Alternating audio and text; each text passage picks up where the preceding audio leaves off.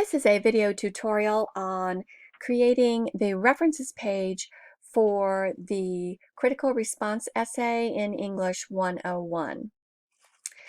So you have already created a references page in the past for other essays.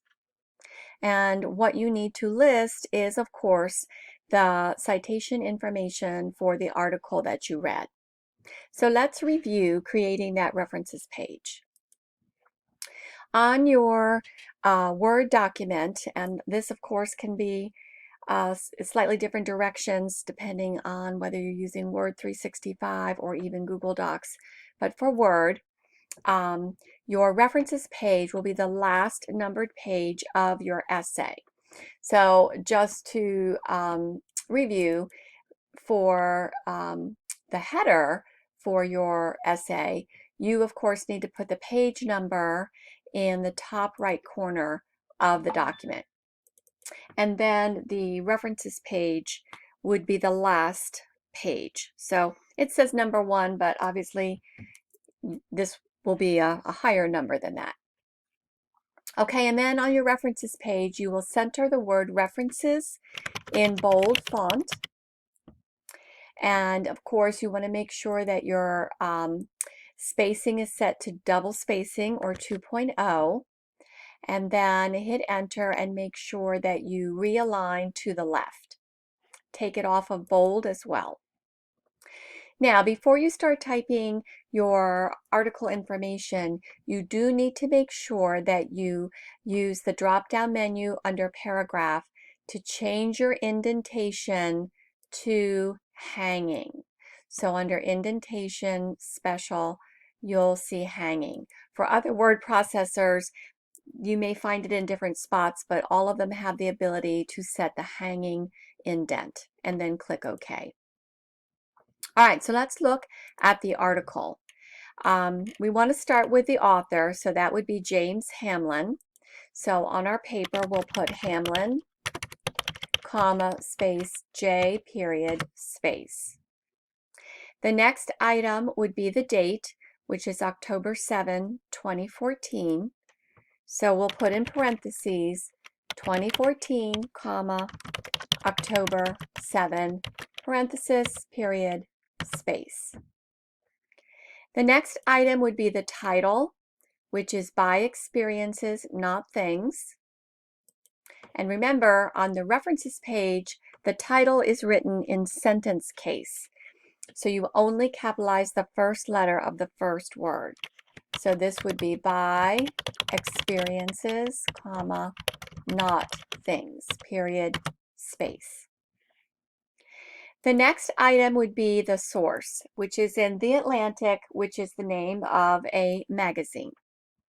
So on your references page, you'll change your format to italics, and you'll use title case so that you'll capitalize the first letter of all important words. So it would be The Atlantic. Now, let's check the magazine. I don't believe that you can see, there's no volume or issue number, so I don't think we're going to have that.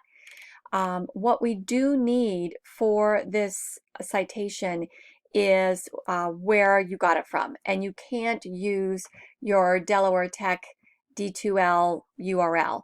And so what we're really going to need to do is look this article up, because you can find it on the internet. Make sure you get the one that's from The Atlantic, and you'll see it's the same date, the same author, the same title, the same magazine. So this would be the article. Again, there's no volume or issue number or page numbers listed, but you do need this URL. So you're going to copy that, and on your references page, after you type the name of the magazine, we'll take it off italics, and we're going to end with that URL. Now, because it wouldn't fit here, Word automatically put it to the next line, which is fine. Let Word do what it does to make the hanging indent. Now we're finished with that example, and so we hit enter. Now, for the critical response essay, you do need to find a supplementary source, and you will need to list that source here on your references page. You're going to use the same basic model, but I wanted to show you a couple of different options. If you are not certain how to format your particular supplementary source, please feel free to ask me, and I will tell you how to do that. So one of the things that you could have done when you looked for supplementary information is you could have gone into EBSCOhost and looked up an article there. So here I have an article, How to Buy Happiness. Here's the author. This also was written in the Atlantic, gives you the date. This one gives you the volume and the issue number and the page number. You would want to look to see if there is a DOI, which is the digital object identifier number or string. This does not have one. So we're going to start again with the author, which is Isabella Quai. So here we're going to put Quai, comma, I, period. And then we'll go to the date, which is April 2017. So we'll start with the year, comma, April. And then we'll put the title, which is How to Buy Happiness. And again, we'll use sentence case. We'll put the name of the magazine, which we know is the Atlantic, and put a comma. This time we do know the volume and the issue, so it's volume 319, issue 3. So keeping your format or your font in italics, type the volume, then take it off of italics, put parentheses, and put your issue number in parentheses right next to the volume, and then a comma and a space. And lastly, you would put the page number, which is just page 24.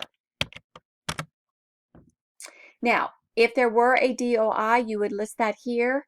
But if it's from a database, you do not have to worry about finding a URL.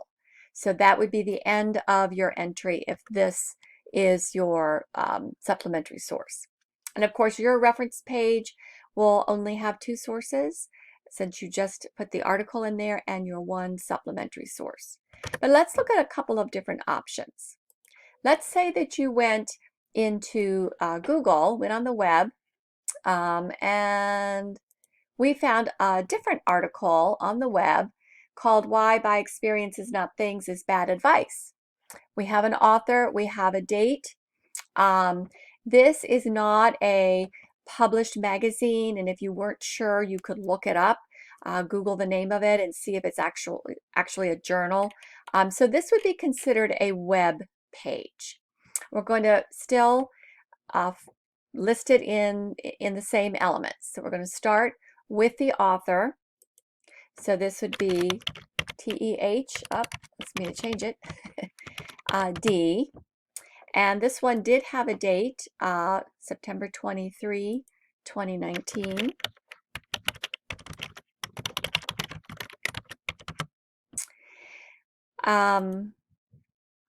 We, of course, have the title. Now, notice that there are little quotes here. You would include those, but you still would use sentence case. So we would only capitalize the W. The only other difference is that because this is a web page, we will type this title in italics. So I'm going to change this back to italics, and it's why, I guess I better check this again. Yeah. Why buy experiences, not things, is bad advice.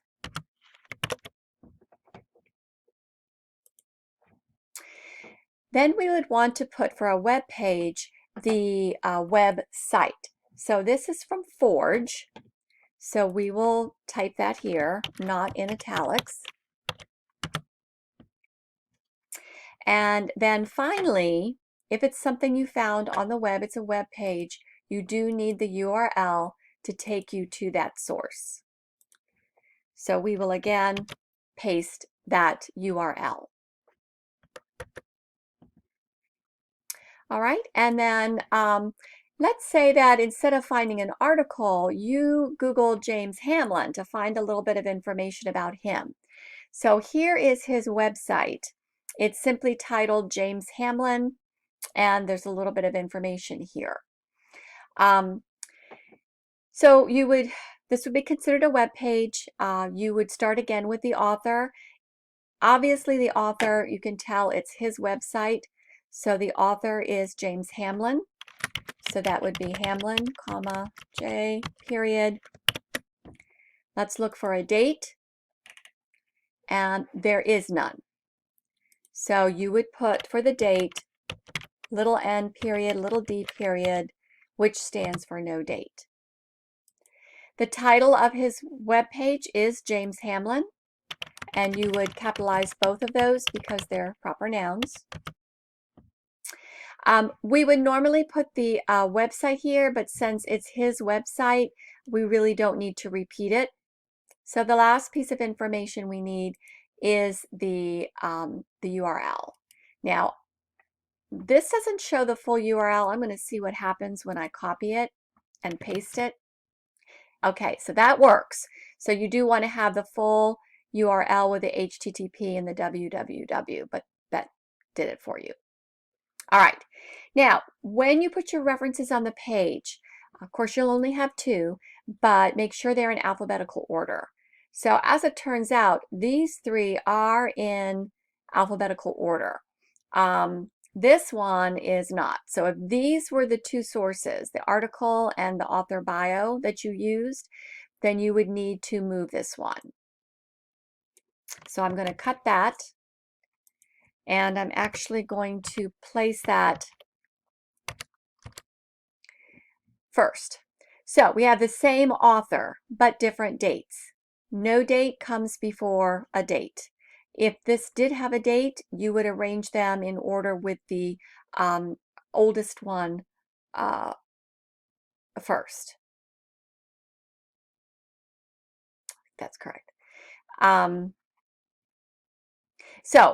These are now all in order. Of course, you will only have the article plus one supplementary source. Again, if you have any questions, please let me know and I'll be glad to help you.